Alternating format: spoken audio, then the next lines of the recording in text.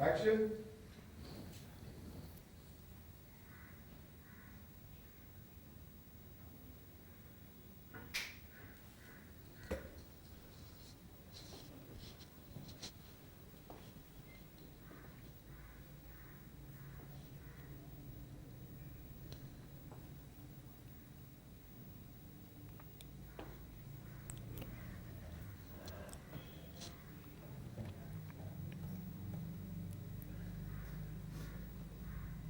नीरजा दीदी was full of life, मस्त माहौल। अपनी 23वीं बर्थडे पर चली गई। पहले बहुत बुरा लगता था, अपने पैसेंजर्स के लिए जान दे दी। एक बारी भी अपनी फैमिली की नहीं सोची। वैसे सब पूछते हैं कि दीदी फौजन जैसी बहादुर कैसे निकली, बंदूकों से नहीं डरी। मुझे तो पता ही नहीं था कि मेरी दीदी इतनी डेलियर थी। मैं तो उससे उल्टा हर टाइम टोकती थी, ज़्यादा नहीं, कम मेहनत करो, नज़रें नीचे करके चलो, अपने से मतलब रखो। खतरे का टाइम अपनी लाज और अपने को सोचना, यही सिखाते हैं ना हम अपने बेटियों को। हमारे में भाइयों को वीर बुलाते हैं, वीर को राखी बांधते बहनियाँ। बहन से तो कोई नहीं कहता हमारी रक्षा करो। दीदी से जितना चाहे हंसी मजाक कर लो, राजेश खन्ना की कोई भी फिल्म का कोई भी डायलॉग बुलवा लो, लेकिन पता नहीं दीदी सबसे अलग कैसे निकली। उसकी कुंडली में लिखा था कुल का दीपक बनेगी ये,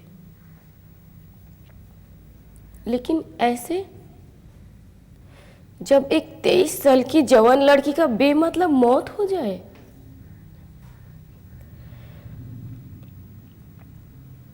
तो उस दर्द को मैं बयान ही नहीं कर सकती।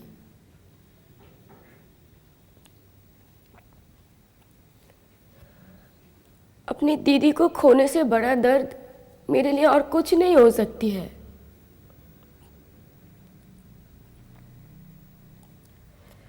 मुझे लगता था मैं भी मर जाऊंगी। लोग कहते हैं नीरजा मरी नहीं, अमर हो गई है।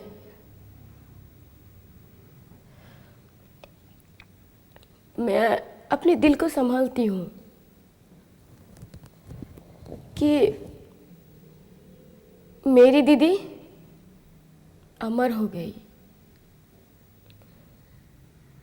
लेकिन इसका क्या करूं कि बार बार ख्याल आता है कि अब मैं अपनी दीदी को कभी नहीं देख पाऊंगी। जिस रात दीदी अपनी आखिरी फ्लाइट पे निकल रही थी ना, तो मैं उसे टोकी जा रही थी,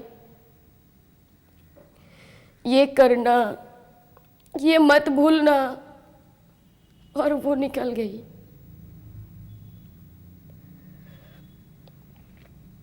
काश एक बार मैं उसे अपने सीने से लगाकर झप्पी डाली होती।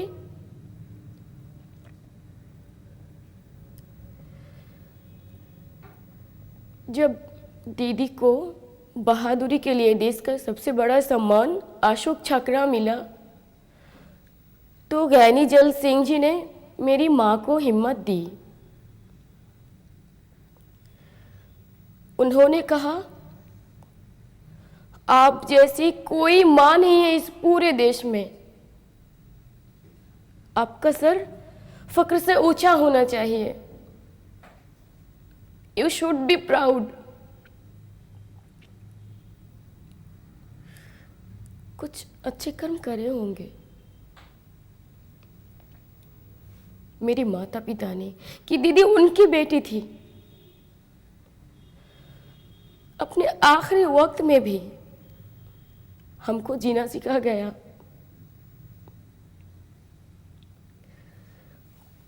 प्लेन में एक छोटा सा बच्चा था, उससे कहा, मेरी मम्मा से कहना पुष्पा, आई हेट टीयर्स,